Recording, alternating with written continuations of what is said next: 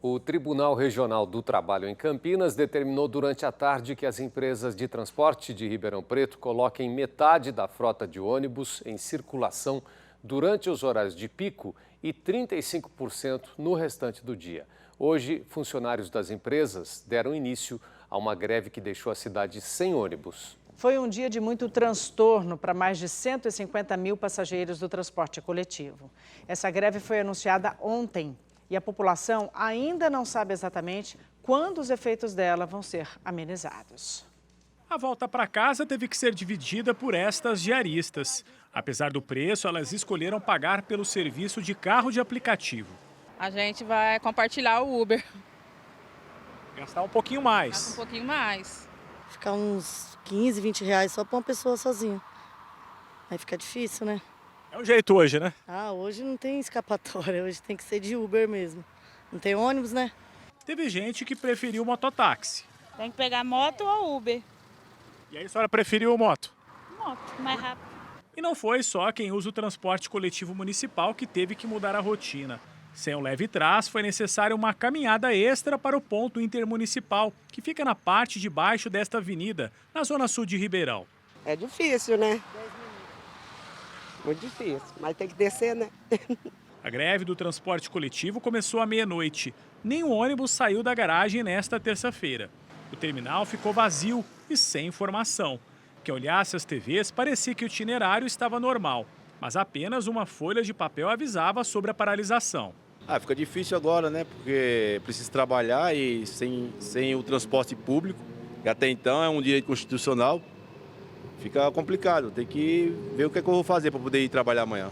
Cerca de 150 mil pessoas foram prejudicadas pela greve que aconteceu porque o consórcio pró-urbano, responsável pelas empresas de transporte, não aceitou o pedido de reajuste de 12,47% em salário, vale alimentação e participação nos lucros para os funcionários. Ao vivo, no Balanço Geral, o presidente do Sindicato dos Motoristas falou sobre a greve. Porque a inflação, né, está altíssima e os 12,47 no vale alimentação é para o sustento das nossas famílias.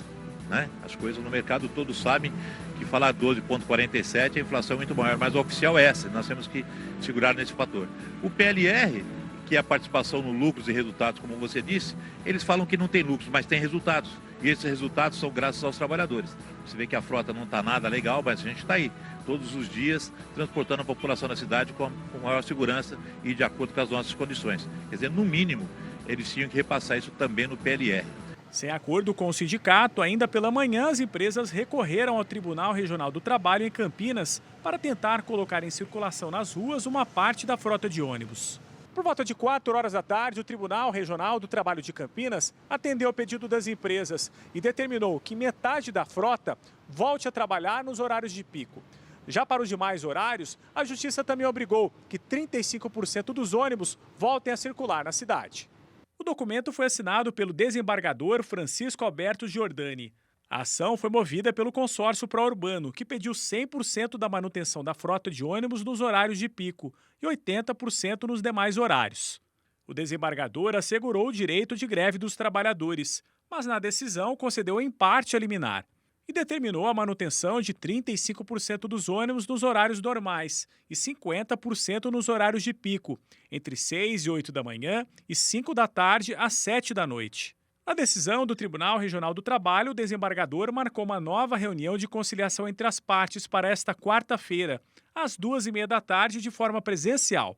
Desde o início do ano, o serviço de transporte tem registrado problemas no atendimento da população. No caso mais grave, registrado em 9 de março, uma passageira caiu de um micro-ônibus na zona sul da cidade durante uma curva. A porta estava amarrada com arame. Com o aumento das reclamações, o Ministério Público entrou no caso e o serviço prestado pelo consórcio está sendo investigado pela Justiça. Em entrevista para a produção da Record TV, o gestor do consórcio afirma que todos os esclarecimentos estão sendo fornecidos para a promotoria e que o acidente foi um fato isolado. É um erro, a gente precisa corrigir, a gente precisa lá orientar o motorista, enfim, consertar aí, às vezes um fato isolado, um ônibus pode de fato quebrar, tá, durante a operação, mas o que eu gostaria que vocês analisassem é a questão dessa grandeza, tá? Nós estamos falando aí de 150 mil partidas ou mais por mês, tá? Nós estamos falando na ordem de 1.800.000 quilômetros por mês, entendeu? Então, só, de fato, pode acontecer alguma coisa assim? Pode.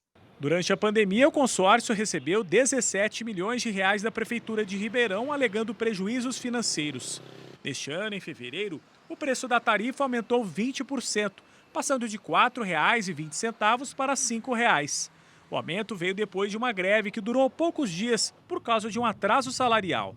Durante a entrevista desta terça-feira, o representante do consórcio comentou a auditoria que está sendo feita no serviço e que deve ter resultado divulgado no final de junho.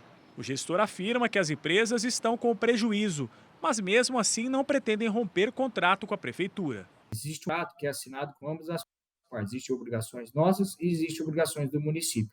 E quando há equilíbrio, as partes acabam fazendo, enfim, uma auditoria, uma revisão, uma análise de requisito do contrato para chegar nos pontos. A gente sabe que existe um prazo aí, que seria até esse mês, entendeu?